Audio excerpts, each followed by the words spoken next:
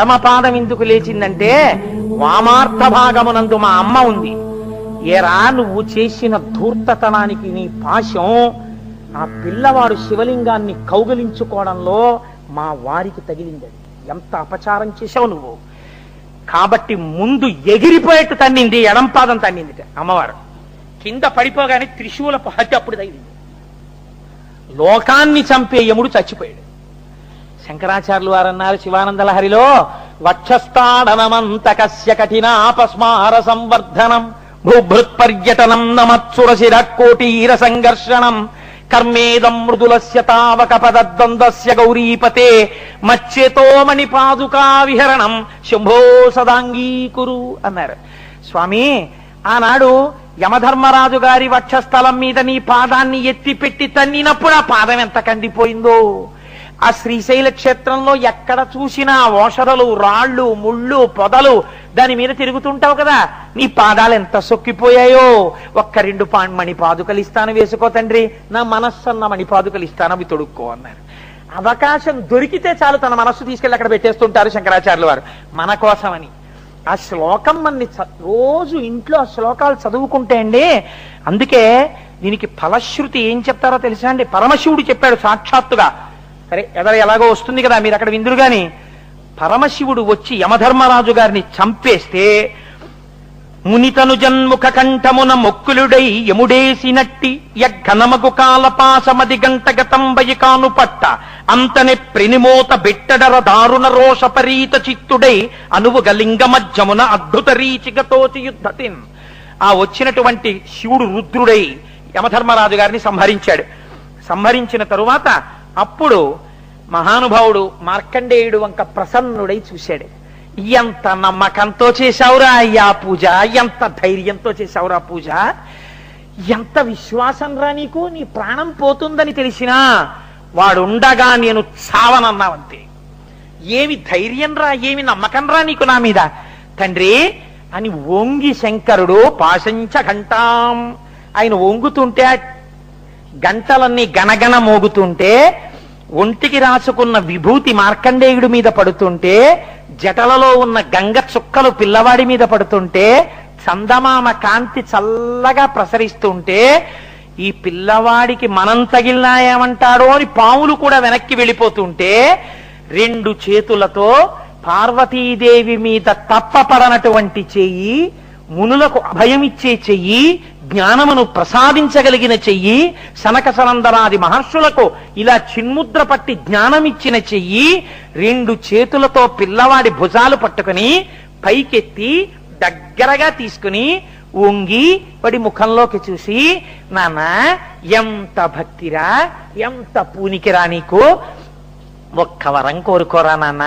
నువ్వు కోరుకోకపోతే నా మనసొప్పదురా, ఏదైనా అడుగు. ఎవరు పొందారండి భాగ్యాన్ని?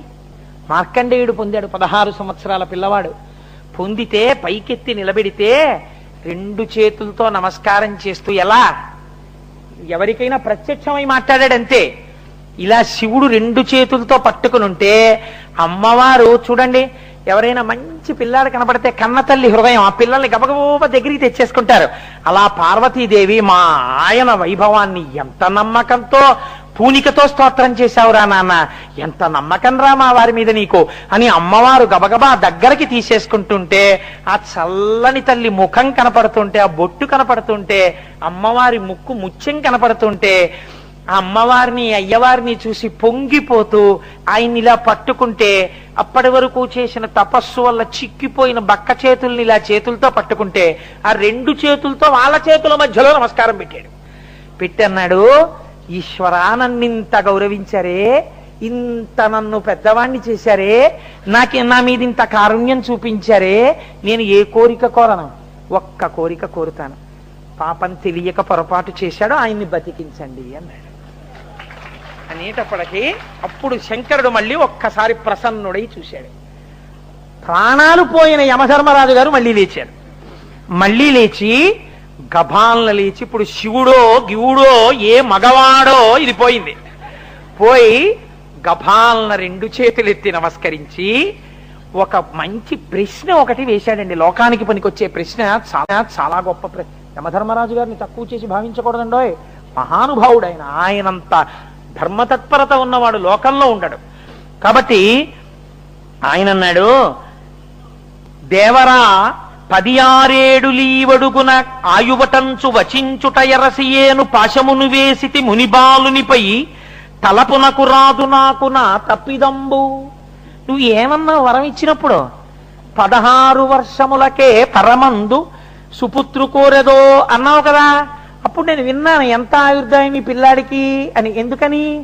సృష్టిలోంచి వస్తున్నవాడు కాదు, నీ వరంతో వస్తున్నవాడు కదా, ఎన్నాళ్ళు ఉంచుదాం అనుకున్నాడు ఈశ్వరుడు అని విన్నాను. 16 అని నాకు వినపడింది. కాబట్టి 16 ఏళ్ళు అయ్యాక వచ్చాను. ఏమిటి నా తప్పు? నేను చేసిన దోషం ఏమిటి? ఎందుకు అలా నన్ను చంపేశావు త్రిశూలం పెట్టి? ఎందుకు అలా ఎడంపానంతో తన్నేశావు నన్ను? నేనేమైనా దోషం చేశానా తండ్రి చెప్పన్నాడు. ఎంత నిజాయితీతో కూడిన ప్రశ్న అండి అది. అడిగితే శివుడు ఒక మందహాసం చేసి అన్నట్ట, నా హృదయం నీకు అర్థం కాకపోవడమే నీ దోషం. నేనేమని ఇచ్చానో తెలుసా వరం? అలా అడిగినా వెంటనే ఒప్పుకుంటాడు కాబట్టి, అంత గొప్ప సంకల్ప బలం, అంత హృదయ శుద్ధి ఉన్నవాడు కాబట్టే మృకండు మహర్షికి నేను ఇచ్చిన వరం వేరు. ఏమిటో తెలుసా? ఎప్పటికి 16 ఏళ్లు వయస్సుతోడ ఒప్పెడువా అని బాడి మీర ఇచ్చితి దాని విప్పుడు నీవు ఎరుగక ఇట్టులారడికి ఒడిగట్టితివైన చనుము. ఎప్పుడూ 16 ఏళ్ల వయస్సు ఉండిపోయే పిల్లాన్ని నిశ్చయవనం ఇచ్చాను వాళ్ళకి నేను. నువ్వు 16 ఏళ్లే అని అర్థం చేసుకున్నావు, అర్థం చేసుకుని వచ్చావు. వాడు పూనికతో కూర్చున్నాడు. పోనీ అప్పుడైనా ఓ నమస్కారం చేసి కనుక్కోనే ప్రయత్నం చేశావా? అందుకుని ఇలా జరిగింది. ఏం బెంగలేదు, వెళ్ళు. వెళ్ళి రా అనకూడదా? వెళ్ళు అన్నాడు. అనేటప్పటికీ ఆ స్వామి మీ హృదయం నాకు అర్థమైంది అని యమధర్మరాజు గారు వెళ్ళిపోయారు. ఇప్పుడు పరమశివుడు అన్నట్ట, పార్వతీదేవండి పొంగిపోయిందిట వాడిని చూసి, పిల్లవాడిని మార్కండేయండి. అబ్బబ్బబ్బబ్బబ్బా ఏమి భక్తి అండి మీ మీద. ఆవిడ విచిత్రం ఏమిటంటే, ఆవిడికి ఆయన్ని ఏమైనా అంటే ఆవిడికి సంతోషం. ఏమండి ఏం అష్టకం చేశాడండి, ఏమి చంద్రశేఖర అష్టకం చేశాడండి ఈ పిల్లవాడు, కాబట్టి వీడికి అలా మీరు ఇంటికి పంపించేస్తే నేను ఒప్పుకోను, మంచి వరం ఇచ్చేయండి అండి. ఆయన అన్నాడు, ఈ లోకములన్నీ ఎప్పుడు ప్రళయ సముద్రంలో మునిగిపోతాయో, ఎప్పుడు వటపత్రశాయి తన బొటనవేలిని నోటిలో పెట్టుకుని చీకుతూ ఒక మర్యాకు మీద పడుకుంటాడో, అప్పటి వరకు చిరంజీవివై మార్కండేయాయుషు అన్న పేరుతో ఈ లయమంతటినీ కూడా చూస్తుండేటటువంటి వాడివై, లోకములన్నీ లయమైపోతే ఈ వటపత్రశాయిని చూస్తూ నిలబడిపోగలిగినటువంటి చిరంజీవిత్వంతో కూడిన మార్కండేయాయుష్ అనేటటువంటి కొత్త ఆయుష్ని సృష్టించి నీకు ఇచ్చేస్తున్నానన్నాడు. అందుకే మన వాళ్ళు పిల్లలకి నీళ్లు పోస్తే పూర్వం తొడల మీద పడుకోబెట్టుకుని ఆడవాళ్ళు, నాన్న నీకు మార్కండేయాయుష్రా అనేవారు. అలా రోజు అంటూ నీళ్లు పోస్తే ఆ ఆశీర్వచనం నిజం అవుతుంది అని. కాబట్టి చూడండి, ఇలా వరం ఇచ్చి పార్వతీదేవి పొంగిపోయినటువంటి స్థవం కదండి ఆ చంద్రశేఖరాష్టకం. అందుకు ఆయన అన్నాడు, ఎక్కడైనా సరే శివాలయంలో కూర్చుని ఒంట్లో బాగుండనటువంటి వాళ్ళు ఈ చంద్రశేఖరాష్టకాన్ని నా మీద నమ్మకంతో చదివితే వాళ్ళకి అపమృత్యు దోషం రాకుండా నేను పరిహరిస్తాను. 90 ఏళ్ళకి రావద్దు, 100 ఏళ్ళకి రావద్దు అనకూడదు, జ్ఞానంతో అంగీకరించాలి. కానీ అపమృత్యు రాకుండా ఈ చంద్రశేఖరాష్టకాన్ని చేస్తే వాళ్ళని నేను రక్షించి తీరుతాను అన్నాడు. పాపం మా అమ్మ, ఇవాళ మేము ఇలా ఆయుర్దాయంతో ఉన్నామంటే ఎన్నిసార్లు అనారోగ్యాలు వస్తే, తల మీద ఒకసారి పాము దూకితే, ఓసారి ఈత నేర్చుకోవడానికి వెర్రి వెధవనై నూతులో దూకేస్తే, ఇన్ని తప్పు పనులు చేస్తే ఆవిడ ఎప్పుడు మంచం మీద పడుకోబెట్టి చంద్రశేఖరాష్టకం చదువుతూ విభూతి పెట్టింది.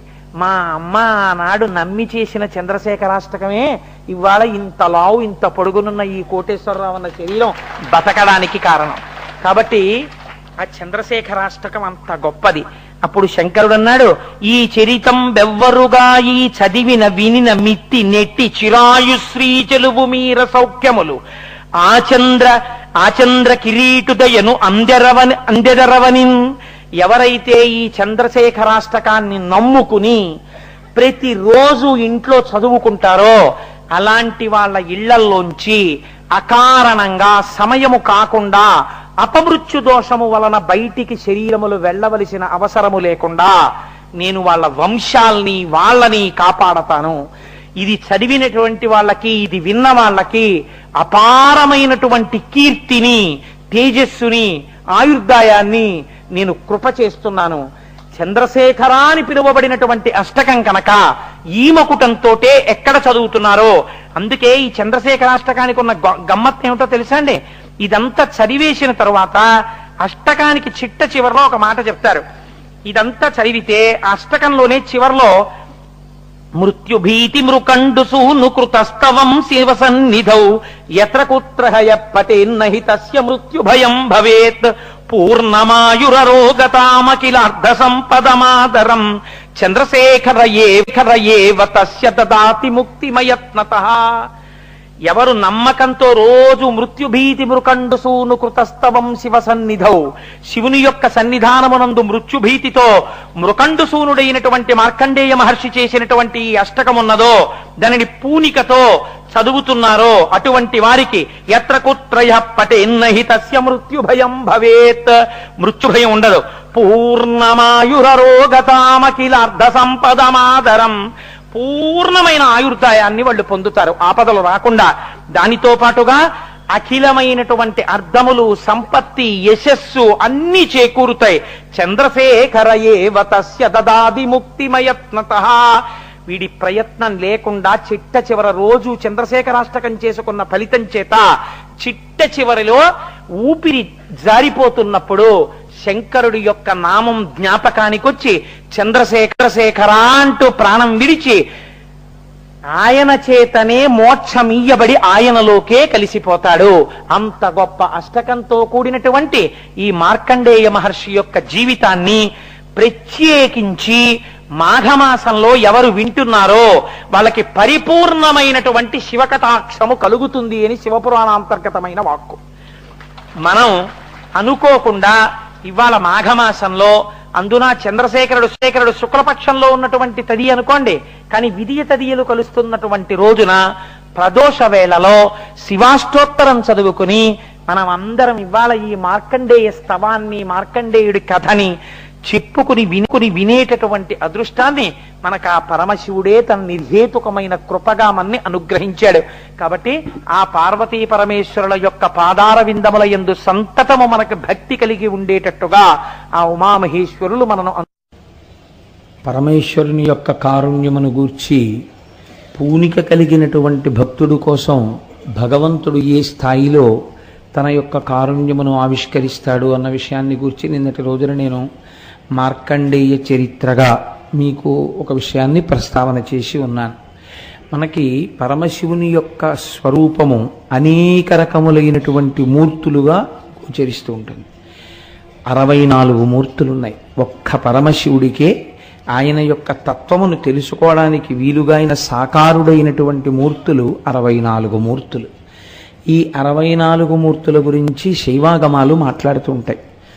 వీటి గురించి మీరు తెలుసుకుంటే శివతత్వాన్ని గురించినటువంటి ఎరుక బాగా కలుగుతుంది.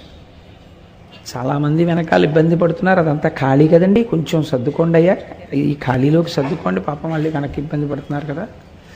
హరి ఓం. కాబట్టి మనం భగవంతుని యొక్క ఆ స్వరూపములను అర్థం చేసుకునే ప్రయత్నం చెయ్యాలి. మీరు చూడండి, ఎక్కడా లేని విధంగా మనకి ఒకే ఒక భగవంతుని యొక్క స్వరూపమునందు అనేకమైనటువంటి ఆ మూర్తులు గోచరిస్తాయి. సాధారణంగా అలా గోచరించనిది ఎవరికి అంటే ఒక్క చతుర్ముఖ బ్రహ్మగారికి. చతుర్ముఖ బ్రహ్మగారు ఎప్పుడూ అలాగే ఉంటారు. శ్రీ మహావిష్ణువుకి ఎన్నో అవతారములు, ప్రతి అవతారము వెనక కారుణ్యముతో భక్తులను ఆదుకోవడం, లోకరక్షణ చేయడం ప్రధాన హేతువై ఉంటుంది. అలాగే శంకరుడు చేసినా కూడా లోకరక్షణ చేయడమే ప్రధాన హేతువుగా ఉంటుంది. మనం వెళ్ళి కొన్ని మూర్తులు మనకి కనపడుతూ ఉంటాయి. కొన్ని మూర్తులను గురించి మనకు అసలు తగినంత అవగాహన ఏర్పరచుకునే ప్రయత్నమే చెయ్యం. నాకు ఒక్కొక్కసారి దేవాలయాలకు వెళ్ళినప్పుడు ఒక్కొక్క మూర్తిని చూసి వాళ్ళు ఒకటికి ఒకటి అని భ్రమసి మాట్లాడుకుంటూ ఉంటారు. అప్పుడు చూస్తే అయ్యయ్యో పాపం వీళ్ళకి ఈ విషయం తెలిస్తే ఎంత సంతోషిస్తారో అనిపిస్తూ ఉంటుంది. అందుకని నాకు తెలుసున్నది ఏమైనా ఉంటే నేను నాతో వచ్చిన వాళ్ళకి చెప్పే ప్రయత్నం చేస్తూ ఉంటాను. అది ఒక అహంకారంతో, అదొక ఆనందం కోసం. కాబట్టి చూడండి, భగవంతుని యొక్క మూర్తులను మీరు కేవలముగా అది ఏదో అలా నిలబడింది అని మీరు ఆలోచన చేయడానికి వీలుండదు.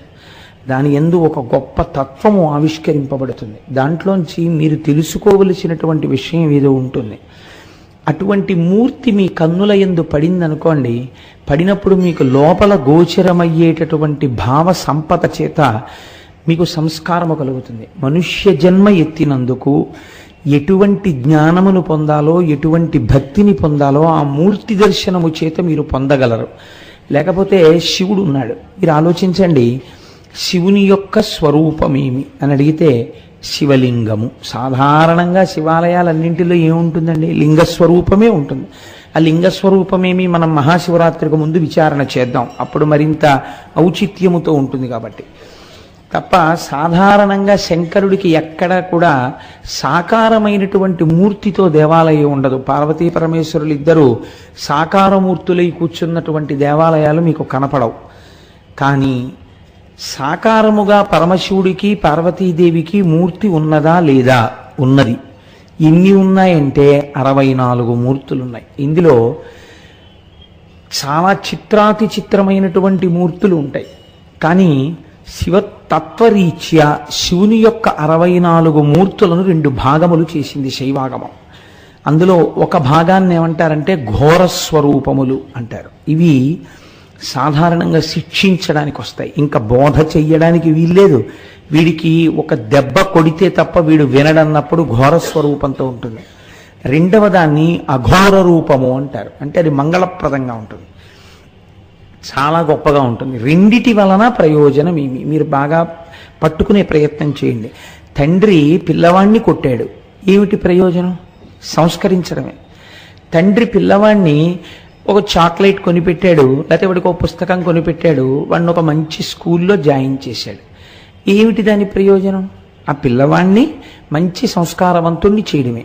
కాబట్టి ఇప్పుడు పిల్లవాడిని మచ్చిక చేసుకున్నా, అనగా పిల్లవాడిని ఎంతో ప్రేమతో చూసినా, పిల్లవాడిని ఒక దెబ్బ కొట్టినా, తండ్రి యొక్క హృదయంలో ఏముంది? ఆ పిల్లవాడి యొక్క అభ్యున్నతి ఉంది. అంతేకాని కేవలం కొట్టడము ఆయన యొక్క లక్షణం కాదు.